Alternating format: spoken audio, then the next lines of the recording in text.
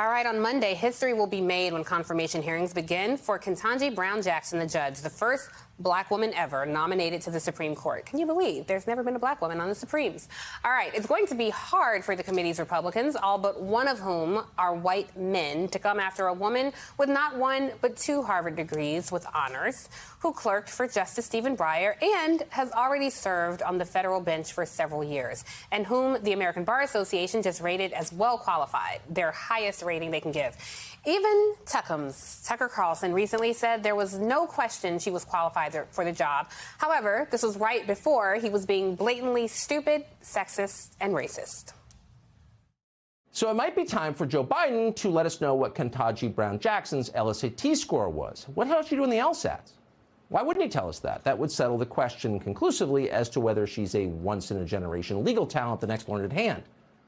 It would seem like Americans in a democracy have a right to know that and much more before giving her a lifetime appointment, but we didn't hear that.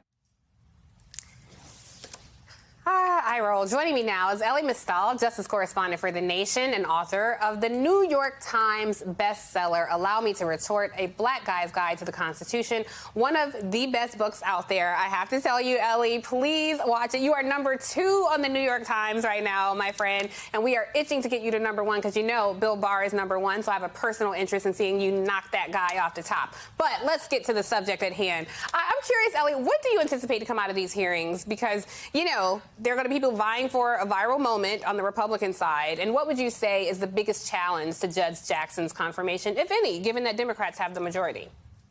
The biggest challenge is her not getting up out of her chair and punching one of these fools in the mouth. Like, that's been the hardest thing. Because all they have for her right now is racism and disgusting innuendo. Like, they don't have anything on her record. She's been on the court for 9 years. She's been on a federal bench for 9 years. She's issued hundreds and hundreds of cases, and you do not hear substantive legal arguments about her actual decision-making process coming from these people. All they've got is the racism. They're going to go about the LSAT scores. Some of them are going to call her an affirmative action nominee. Some of them are going to ask her why she's not sad that good white people weren't considered for the job. Like, that's literally what they have. And then you have, you know, the Josh Hawley ridiculousness. But like, that's the challenge will just be keeping her cool, because if she keeps her cool, which I'm sure she will do, we're talking about, you know, a high school debate champion and, you know, a person who has like prepared her whole life for these 4 days.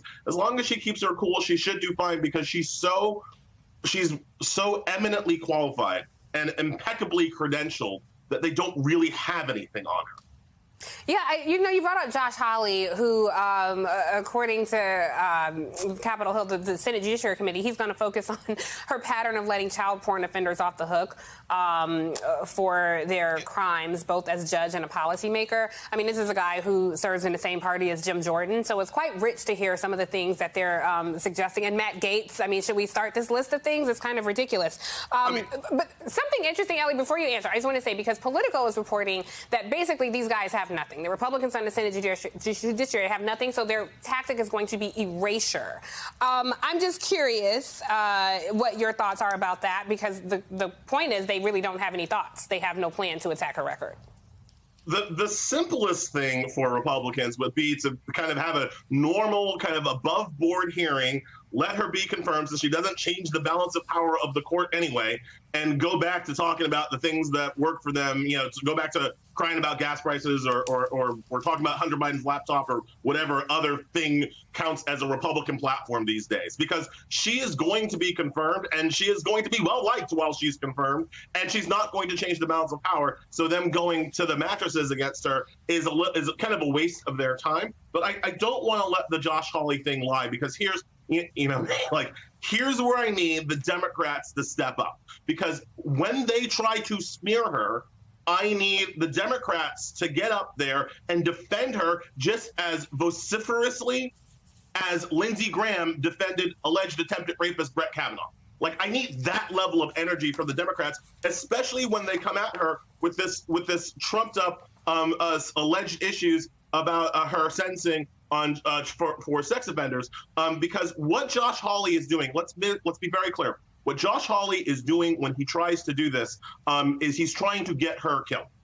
He is trying to get violence done against a Supreme Court nominee. And we know this because when these people go off making their ridiculous claims about child pornography, we know that some of their people show up violently to do stuff, as happened to the New Hampshire pizza parlor.